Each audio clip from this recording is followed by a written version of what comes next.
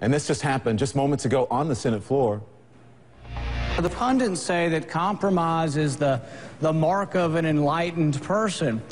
We're trying to compromise. I just offered to pass the leader's bill. I've offered to work with them. I'm from the Tea Party. They say we won't compromise. I'm willing to raise the debt ceiling.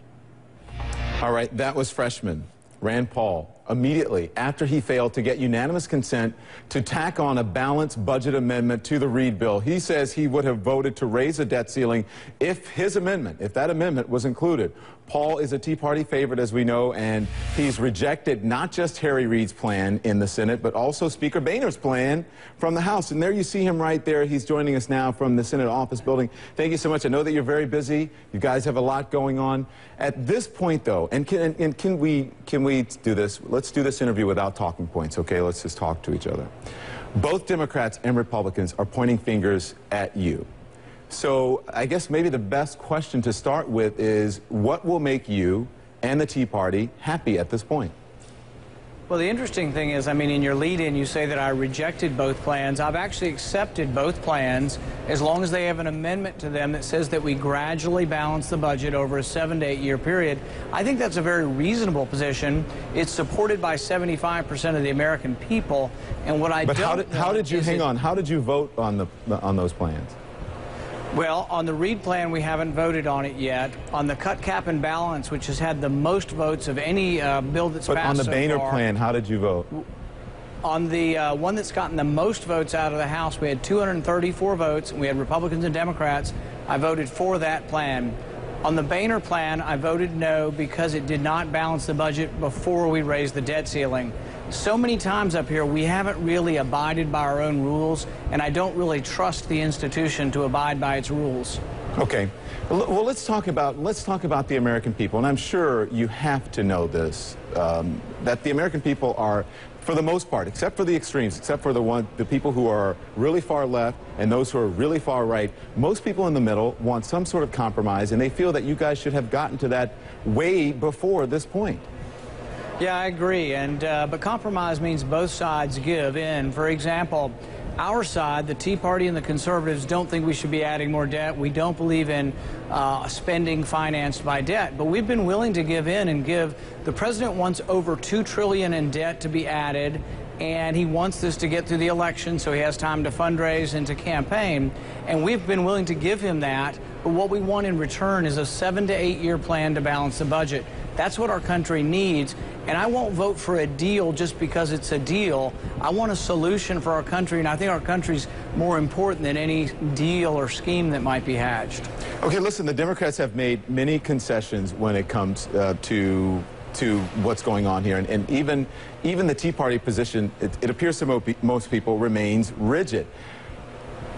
The question is, have you made your point, and by continuing to go on with this, do you feel like you're overreaching and you're going to lose the clout and really the respect that you've gotten? Because, I mean, you've really made your point here, and most people will say you've done a good job at it. Do you feel like you're overreaching right now? Well, I guess the thing is that we have $14 trillion in debt, and the Boehner plan and the Reid plan, and whatever the mixture of the two will become, will add about $7 to $8 trillion over the next 10 years. I think what's interesting here is that people have talked about Moody's and S&P downgrading our debt. Okay, hang on. Can we just stick to that? We're going to get to that, but hang on. Let's stick to the... Hold on, please, be respectful here. Let me finish my thought. Can you answer the question, and we'll talk about Moody's and all of that. I want to ask you, do you feel like that if you answer the question, I'll give you plenty of time. Do you feel like you have made your point, and now do you think people are going to think that you're overreaching and that maybe you're going to ruin the clout that you already have and the respect that you've gotten? Well, here's the problem is that I'm not trying to make a point. I'm trying to do what's best for the country, and adding $7 to $8 trillion of debt over the next 10 years I don't think is good for the country. Okay. Now continue on. You were talking about Moody's and our credit rating.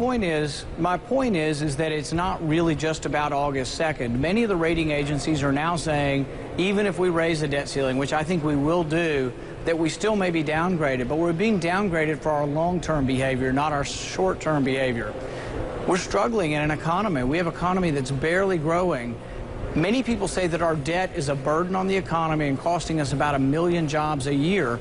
Those are the things that need to change. We need growth in the economy again, but we won't get that until we get a handle on our debt. So I think we need some kind of rule that says simply, and I think it's very reasonable, that we balance our budget very gradually over 7 to 8 years. I don't think that's too much to ask. If you have been criticized here, as I said, by both sides, and maybe the answer to this question is both sides are to blame, but if the U.S. does default, do you think who will be to blame here? Will it be the president? Will it be the Democrats? Will it be the Tea Party, Republicans? Who's going to be to blame here? I think all along the president should have taken default off the table. In fact, we have legislation that would require him to pay the interest on the debt, require him to pay Social Security checks, and require him to pay the soldiers' salaries. So we've never been for default or reneging on any checks.